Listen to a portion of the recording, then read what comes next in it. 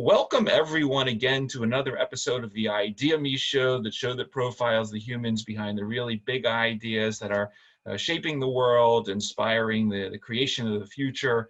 And for all those like really great stories, I'm Ira Pastor, normally your life sciences ambassador, but today I'm going to be getting into some really exciting topics that I've always been excited about, being a future thinking guy. So the term flying car, which refers to a type of personal air vehicle or roadable aircraft that provides door-to-door transportation, both on ground and air, has been a very sort of popular theme in fantasy science fiction stories, literally going back to the late 19th century. One of the first debuts of a flying car was actually that of Henry Ford back in 1926, where he displayed the first experimental single-seat airplane. There were a lot of attempts over the 20th century, but activity has really ramped up significantly in the early 21st century, and many groups are now bringing us close to the true sort of flying car ideal, and that is basically a vertical takeoff and landing aircraft, otherwise known as a VTOL, one that can hover, take off, and land vertically. Founded in 2015, Vimana Global, named after the mythological flying palaces described in the Hindu text, is developing a hybrid electric vertical takeoff and landing autonomous aerial vehicle, known as AAV. These autonomous aerial vehicles are intended to address traffic congestion in urban areas by ultimately using airspace to move cargo around the city, allow first responders to get to places much quicker, and ultimately transport commuters.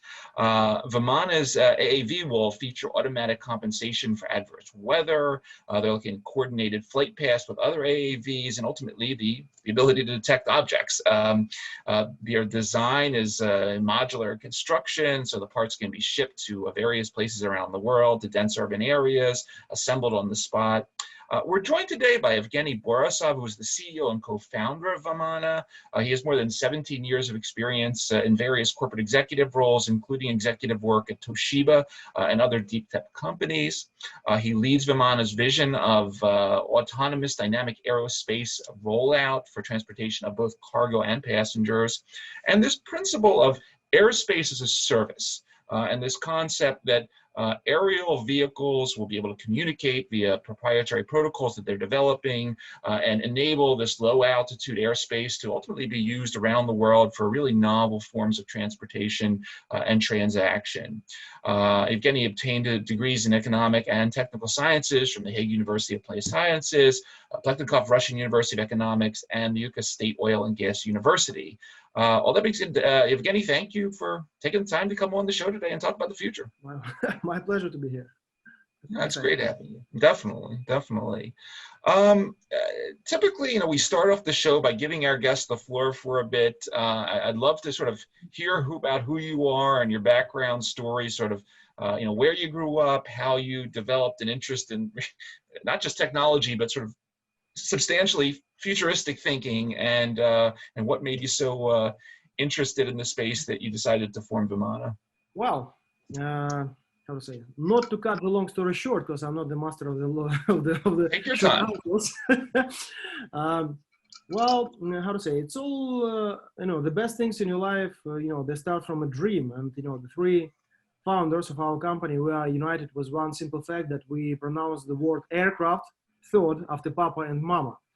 And in spite of the fact that we spent, we got this significant experience in, building companies and actually selling companies, like oil and gas and other, deep tech sectors. But anyhow, we throughout our lives, we were always flying light sport aircrafts. And speaking of our second partner, Dmitry, he is the father of the VTOL AAV you mentioned, and the novel aerodynamic concept. So he is, apart from being PhD in aerospace, really experienced guy. He is also a record breaker in the paragliding sport. That means, we got arms and he got wings. And so we combined in 2015. Here's a little bit story. behind our company. So in 2015, when we got all the experience of the, like, let's say late 30s, 30s of our lives, we got some guys who came to us, and they knew that we, like, flying things, and they asked us to create the flying radar for to get the seismic data of the gold mine somewhere far east Russia that days. And we designed this novel aerodynamic concept. The guys disappeared, but all of a sudden we found out that we hit the holy grail of the, well, now it's called VTOL AAV industry, but that days there wasn't even, that term was only just actually only coming to the scene. And we hit that holy grail. We found that holy grail.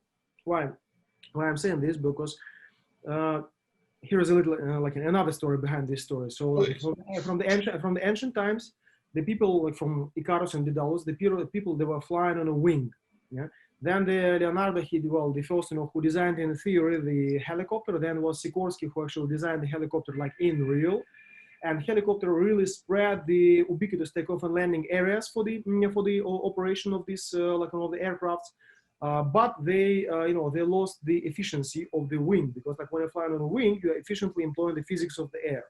That's why the companies like Bell, Boeing, Hiller, they were trying to implement, to combine those two solutions in a converter plane. The most, probably the most known that solution is Osprey V22.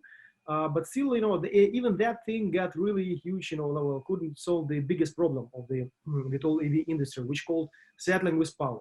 And settling with power, which cause it's a vortex ring state, which actually leads to settling with power. And this was the biggest problem of the copter concepts. Being aware of this, that days, we we kind of moved to a little bit different direction. We combined the number of concepts, and we pop up with a novel aerodynamic concept, which we patented in US PTO in 2016. It was a funny story behind that too, because once we applied for the patent in US PTO, in 1 month we got paper from US PTO asking us to sign that we designed this not for the money of NASA, not for the money of the US Air Force. We signed this paper, and then it's stuck in US PTO for 9 months because of the importance for national security and all these kind of things. Anyhow, in 3 years after, just our patent was out, and but in 2016, when we kind of realized what we designed, we went to Europe, to Lausanne Polytechnic University, and show this solution to them. They asked us a really proper question. So, assuming you designed probably one of the world's most efficient VTOL AVs, how are you going to integrate this to the currently operating VFR? It's a visual flight rules airspace, which is crowded with let's say in US it's the Chinese guy and Indian guy. They're flying just in light sport aircrafts, speaking. Well, how to say, trying to negotiate, so not to meet in the air, but so to meet on the land. So that's how we also important to mention that our aerodynamic concept, our VTOL AV was designed initially as a completely autonomous machine, so a completely autonomous vehicle. So we didn't have any people attached to the steering wheel.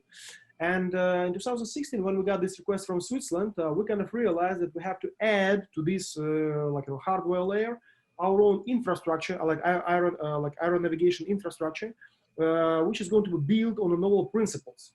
That's how we exclude the human, human being out of that part of the equation as well. And we combine those two technologies in one, let's say, it's like a program apparatus, like a software hardware suite, or infrastructure solution.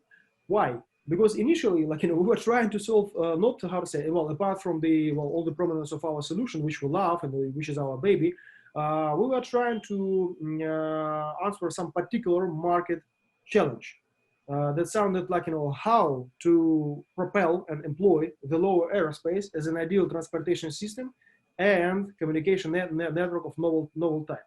And that was our answer: how to propel in a triple safety way, like it's necessary for aviation.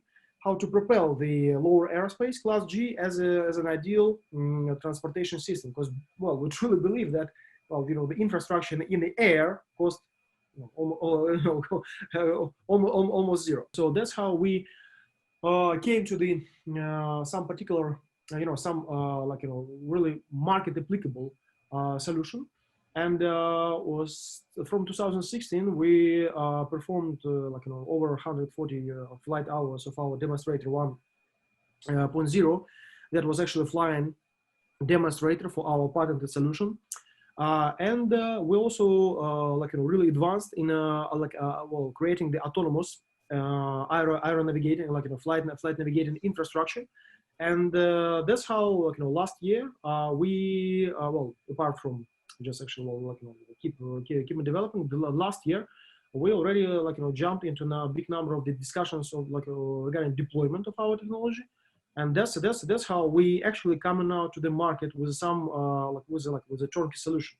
Because again, so just I would really focus just the attention of everyone who might hear this, because we love things flying, but in order to fly in the aerospace, it's not enough to create probably one of the most efficient aircraft. You got to integrate that to the whole bunch of the regulations, just and all this kind of stuff. And we actually got through all this for us. So now we got got the permission, and we got the request for deployment in let's say 2/3.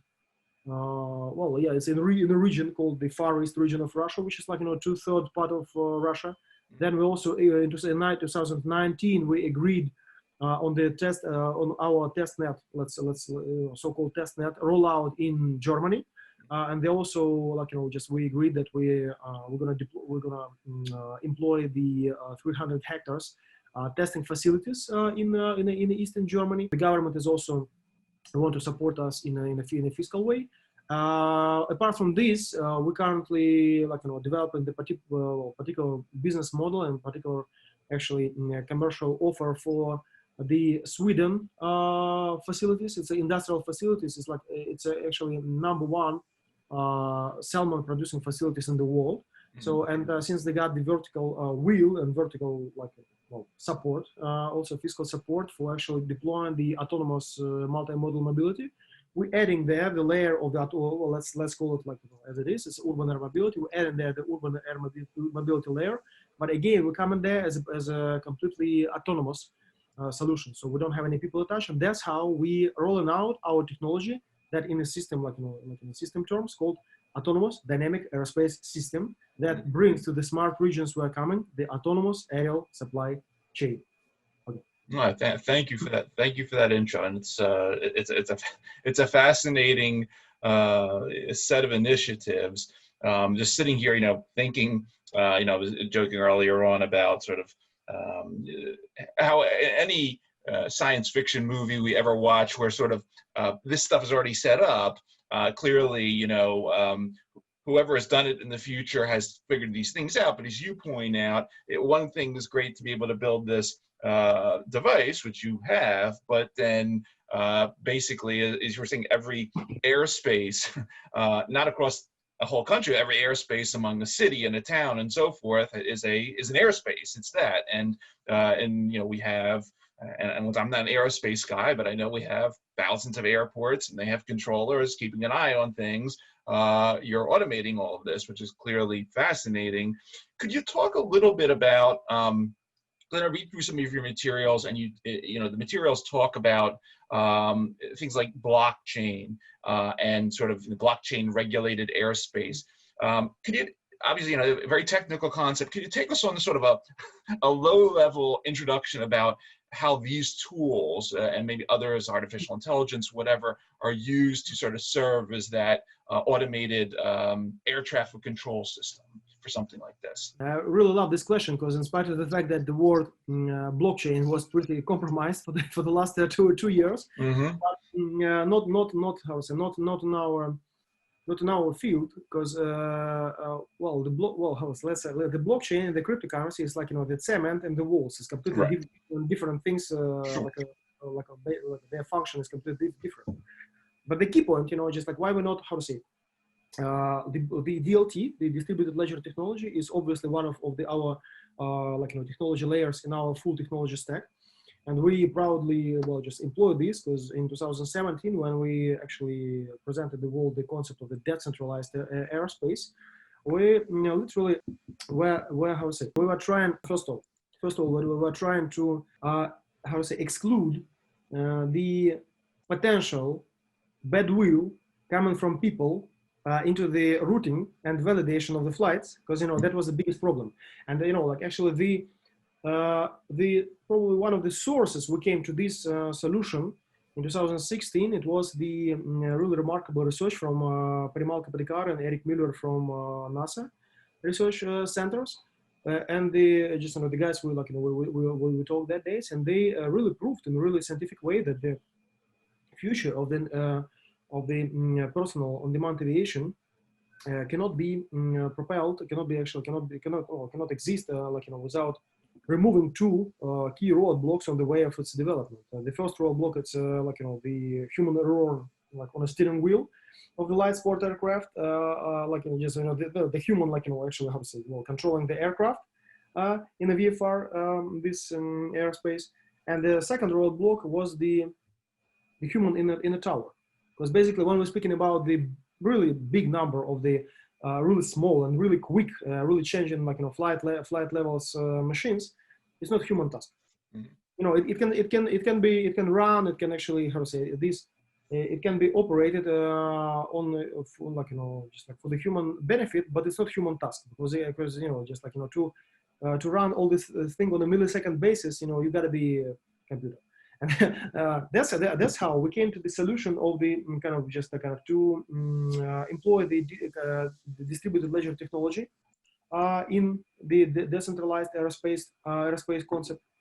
And well, the key functions is actually, speaking of the DLT, the key functions it's running, it's obviously the storing all information we need, which makes all the system transparent and really accessible. And well, the second thing, because of the decentralized processing of all the data, the speed of the transaction, the speed of the transaction of the signal, well, can be way higher. This is exactly what we need for the to employ this system where every stakeholder is communicating with every stakeholder, terrestrial or aerial. And in the end of the day, it gives us this solution, which is really really resistant. It's the system that can be called the 5 nines up. You cannot hack it, you cannot tamper it, because of the speed of the transaction and because of the information spread across all the these segregated airspace. You cannot really affect this airspace in a bad way. I mean, so that's how we employ the blockchain layer, from what I can say now. Obviously, we do have the AI layer too, but AI layer usually follows the properly designed system architecture, because it's optimize all the things. But the initial recipe, the initial formula, we truly believe that the lower airspace can be propelled only as a system that stays on a, let's say, game theory principles. When I'm saying, well, and our infrastructure and the protocol, like we call it, inside, is probably the John Nash, as a game theory, plus massive cryptography.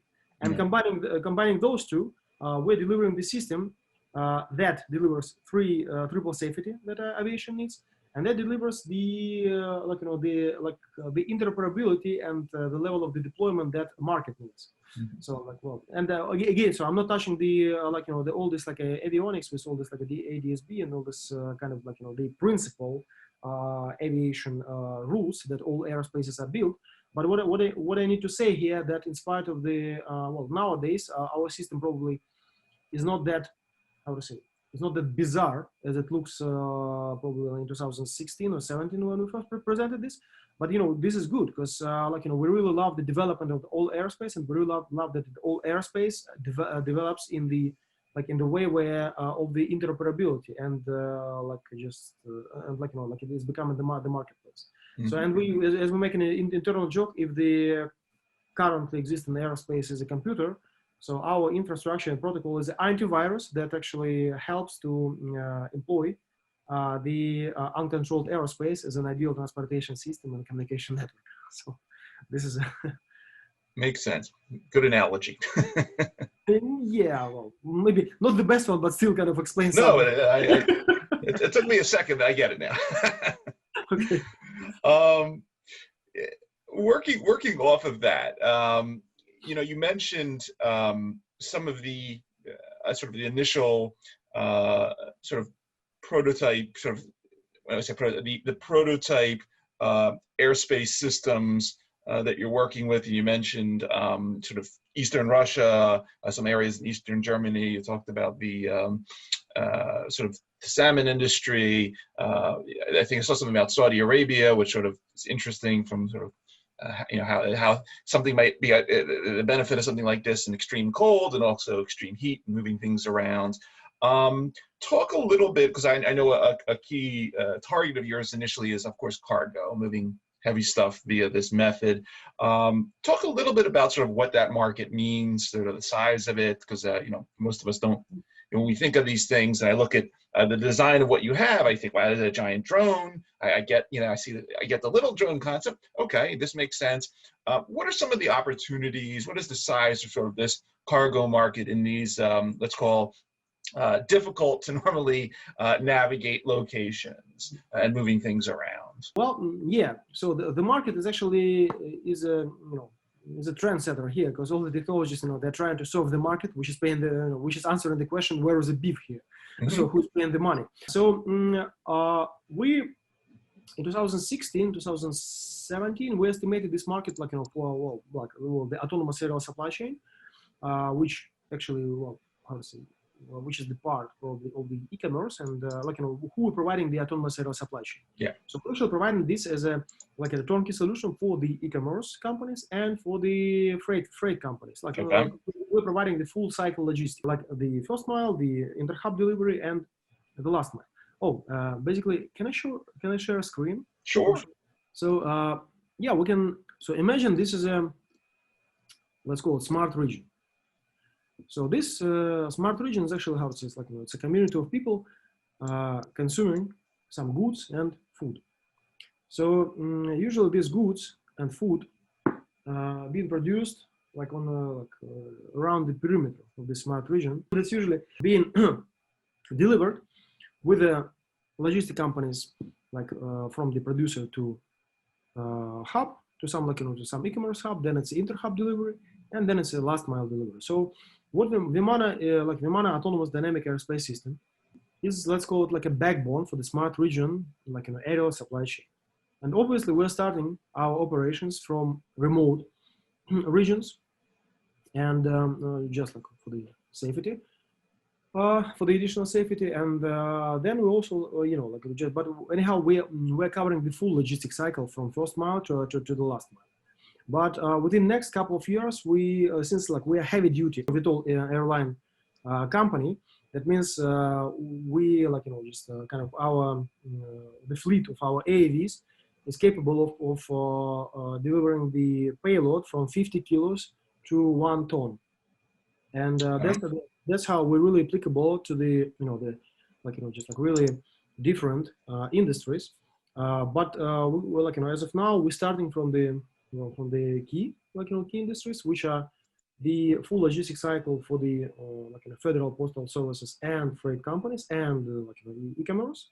And then we're also currently developing the autonomous aerial supply vessels for the industrial players like exploration production, this oil and gas and mining guys.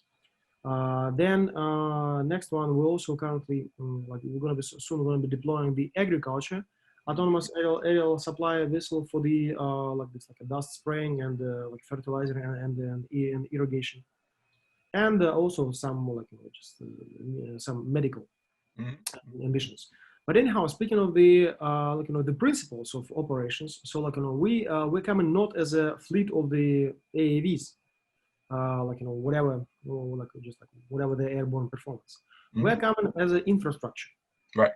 And when we come in as an infrastructure, we from our from our conglomerate, from our holding company, we are forming the technical consortiums in every smart regions where smart region we're coming, And when we come into this smart region, as we're doing now in all these like regions I mentioned, we also taken aboard the infrastructure partners, like regions with the land, like telecom, also big number of the manufacturers capable to bring the value, like software manufacturers, hardware manufacturers who are actually also entering consortium, so to to bring the value to enforce it.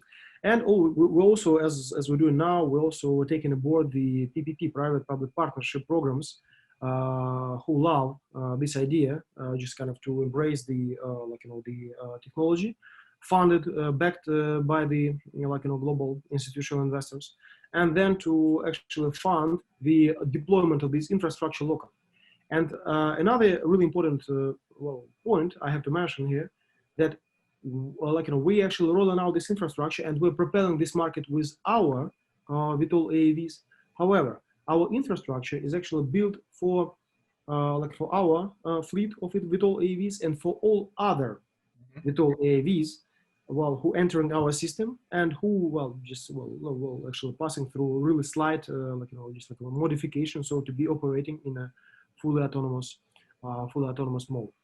That's how we're providing the completely the fully autonomous aerial supply chain in the smart regions, and that's how we currently rolling out our business. Looking at I had this sort of I brought up the specifications to the vehicle, and obviously, as you mentioned, cargo and sort of the first responder stuff is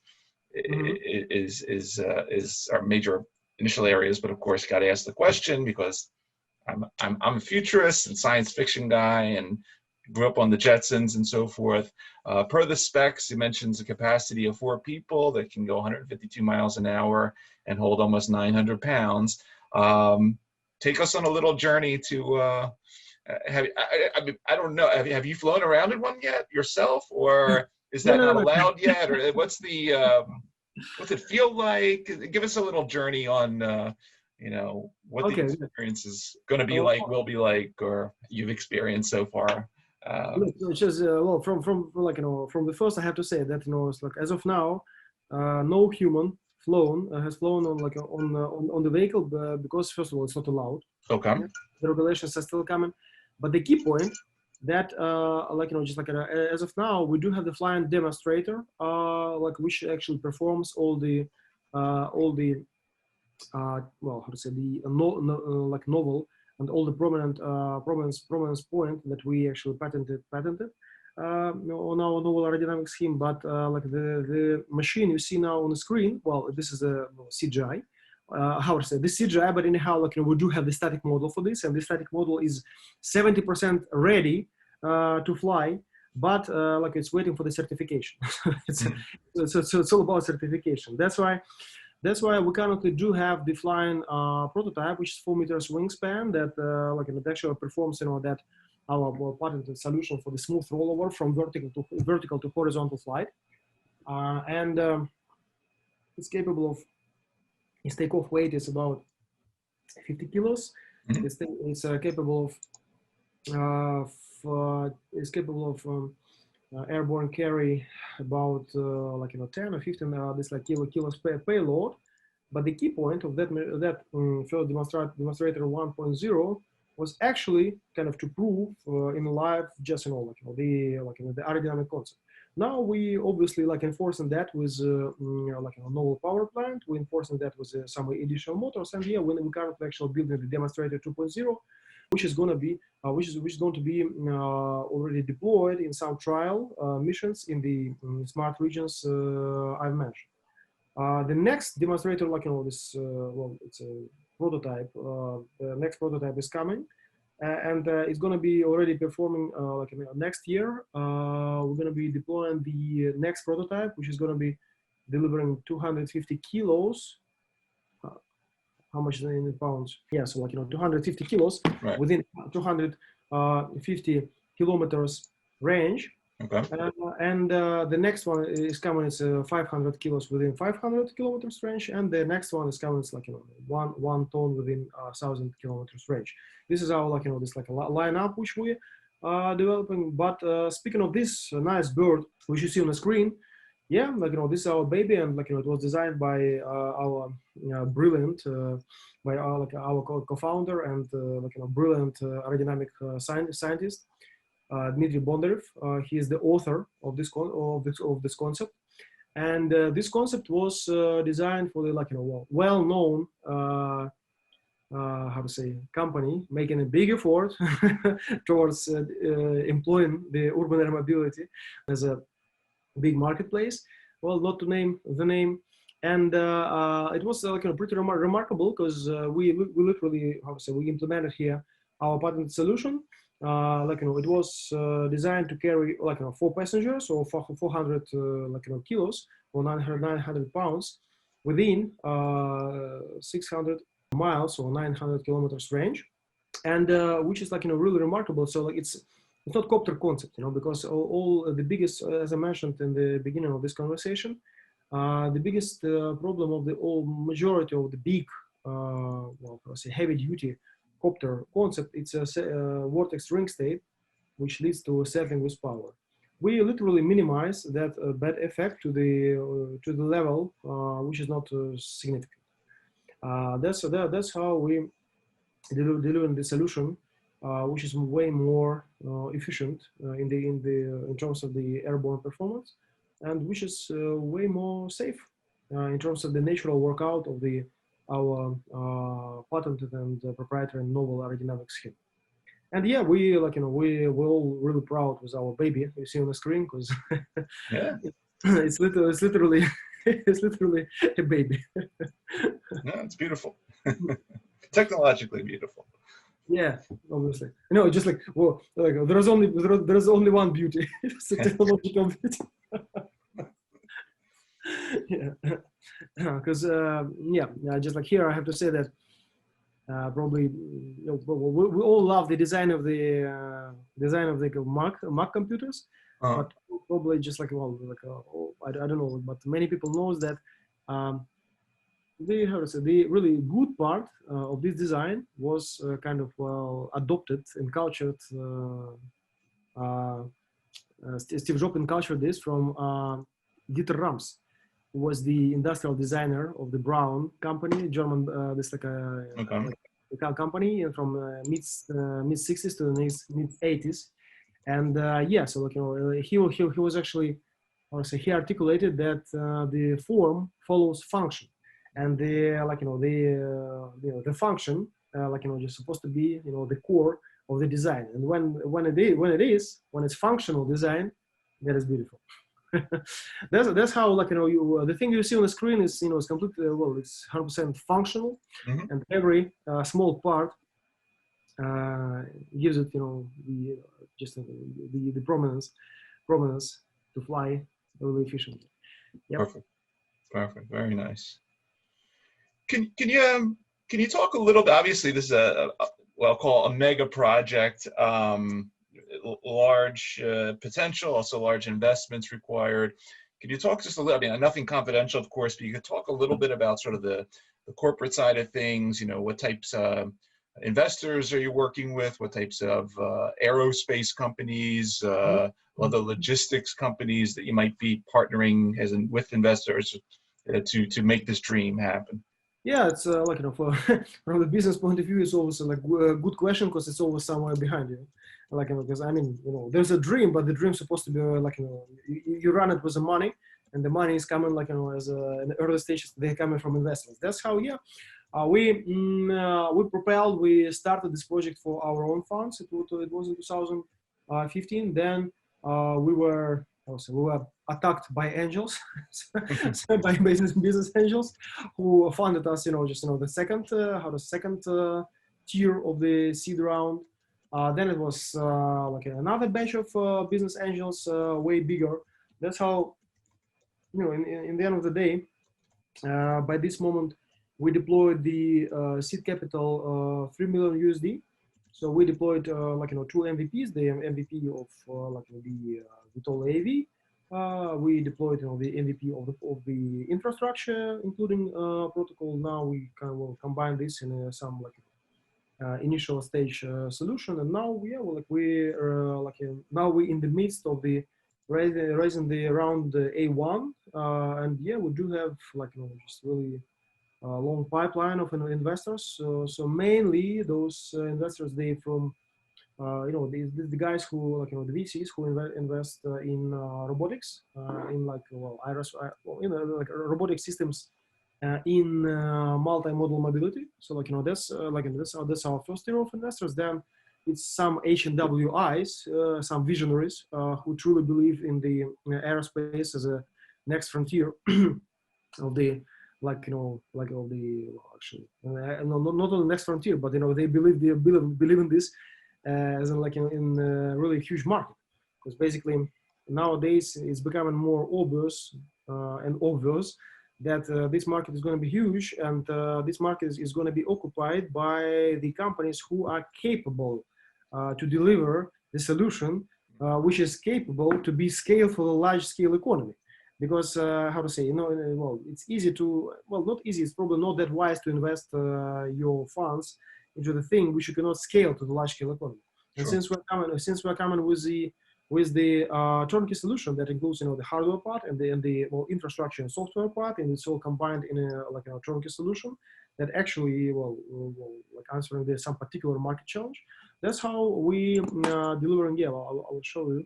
So we're delivering the full technology stack. That actually, here are some figures.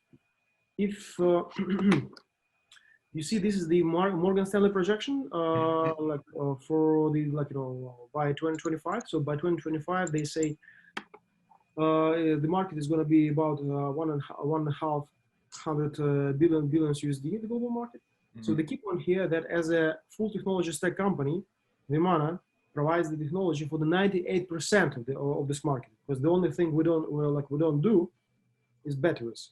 We just but the key point that we considering how to say given the prominence of our technical solution, we can easily perform probably really best in the class with the currently existing batteries, which we can buy, which are generally accessible. We can buy them on the market. But in terms of the business, our initial idea was to deliver the full stack that literally bringing the the plug and play solution for the for the authorities, and this is exactly what we currently are discussing with investors. We how to say, probably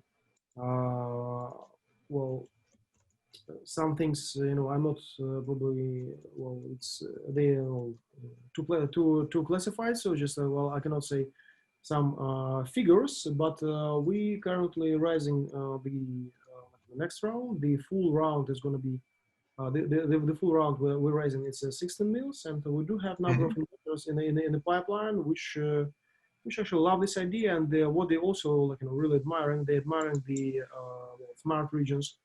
We actually deploying our tech. So that's it. Wonderful. Big numbers. No. Frankly, it's not that big, because if we, in case we were doing this in California, the infrastructure project in California, this around tickets in California, it starts from 30 mils. Okay. And yeah, from 25 to 30 mils. So it's actually from 25 to 50. This round. That's how. But since we employ the really lean production model, and we employ the big number of the partners who are bringing the value. Sure. That's how we can really just kind of run this round and actually develop this phase of the business as a really lean on a lean production cycle. And this also shows the efficiency of our business model we are deploying. Yeah. I was referring to the market size still. I was thinking. No, I know the round is nice, fine size round. I was just talking about the 150 billion figure, the Morgan Stanley numbers. Very impressive. No, but the key figure from Morgan Stanley, from this a famous researcher from 2018, is not 150 billion. Is their estimate 101? How to say?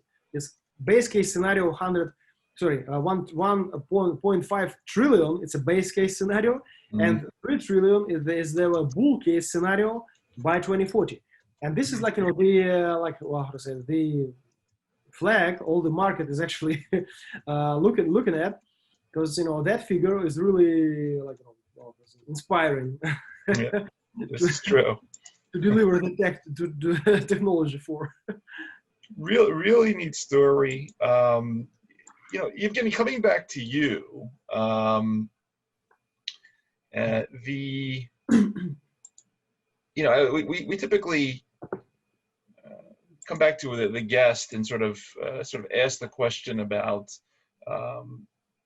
important influencers or mentors that have sort of guided you along the way. Obviously, you've met a lot of very interesting people so far throughout your career, your partners, of course. Any specific other folks in industry and academia that have really helped you along this dream path that you might want to mention, shout out to, that have been instrumental in allowing you to come this far so far? Well, speaking of me personally, I think the initial spark was just like when I was a child, and when I first saw the jet fighters, because I was really admired with this like integral design, which actually like religious. I consider this, how to say, I was shocked in a positive way. I was 3 years old, and once I saw this like a plane, the plane, first time in my life, I was so impressed that from 3 to 5, I was asking my father, who was really frequent flying his business trips, and every time he was flying or coming back, I was asking the mother and the driver just to get me to the airport, so to see the father taking off and landing. So that's what the first thing I do remember about myself and aviation, and this inspiration. But then probably it's like William Gibson once said in his peripheral book, because I'm also sci-fi growing guy, so probably this quotation from there. So the future is already here. It's just not evenly distributed. So that's one of my probably favorite for now, because basically all the science fiction I read from my life is also structured my mind in the way, I would say, in a constant eager to create something new out of nothing. And that was probably just my kind of vision and inspiration, just to design things. But then I have to say that I was lucky to meet my partners and friends on the Vimana project, because the combination of our minds together and our vision and our will, because actually, the business can go not only in a good way, but can go good way, bad way, but what drives you out of bed every morning is actually the dream behind behind the business. Because we are building not only business, we are building our dream, just to propel the airspace as a how to say, really ambiental this a transportation system. And what I also can say that coming back to my vision, and what inspired me to deliver this concept to the market, to the humanity. I truly believe that the rules of conduct, rules of interoperability in aerospace, they're really different from the rules of the people interact on the land. So imagine when you have two cars on the land, and they probably will not agree with their trajectory, so they bump. But anyhow, they're gonna stay on the land. So, for example, if we have some two parties which are not agree with each other in aerospace, and they meet, so they're out of the game completely physically. That's why, probably it's a combination of the John Nash, of the game theory. It's a combination of the probably even Jules Verne with this Rabur the Conqueror, and probably Stanislav Lem with his actually these the first ideas of the autonomously organizing systems. So probably that all that cocktail come up with a solution to deliver the novel concept of the interoperability in the aerospace, which we call in the decentralized aerospace.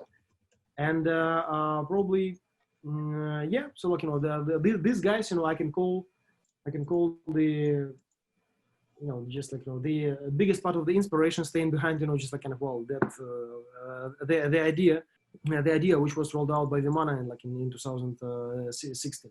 Of course, we can name all the big names which we all hear around the internet, but usually how to say they have their own vision, and they got this events and the guys I mentioned, I can say that they are staying behind the concept of the decentralized airspace. But we also can mention that probably if we have just like if we had now on this conversation our CTO Dmitry, he would probably also mention that there is a big part of the inspiration behind our VTOL AV, because just we can tell that we also really encultured the ideas of the Bertrand of the Kalbermatten. It's also the scientist this like a Swiss scientist who was also really creative in terms of the aerodynamic concepts. And that's why just I can tell that we've grown on some big ideas which we got in from some technical guys, like really big technical visionaries, and also from some visionaries who didn't have technology to rely on, like the sci-fi authors. But anyhow, they had a really great vision beyond horizon, which how to say help us to generate idea, which is not visible now, but like within 5 years it's becoming next big thing. Outstanding. Well, it's a very inspirational story. It's fascinating technology, and I really, no pun intended, want to see it off the ground. And it's something that, as we mentioned, it's that one of those areas of the future that people have been waiting for a long time. So really wishing you the best with it. For everybody that are going to be listening on the podcast networks or watching on the ideaXme YouTube channel, you've been listening to Evgeni Borisov, Chief Executive Officer and co-founder of Vimana Global, working to make the true flying autonomous vehicle ideal, VTOL, vertical takeoff and landing aircraft, a reality. Evgeni, thank you for taking the time out of your schedule to come on the show. Thank you for what you're doing to get us to this future. And as we say, thank you for moving the human story forward. It's been really inspirational and just fascinating listening to your story. Really great stuff. Thanks, Iris. Really love the idea to share the idea with ideaXme. And yeah, we're doing our best to deliver the humanity the next gen tech, which is first of all, it's going to be fun. Outstanding. Great seeing you. Thanks.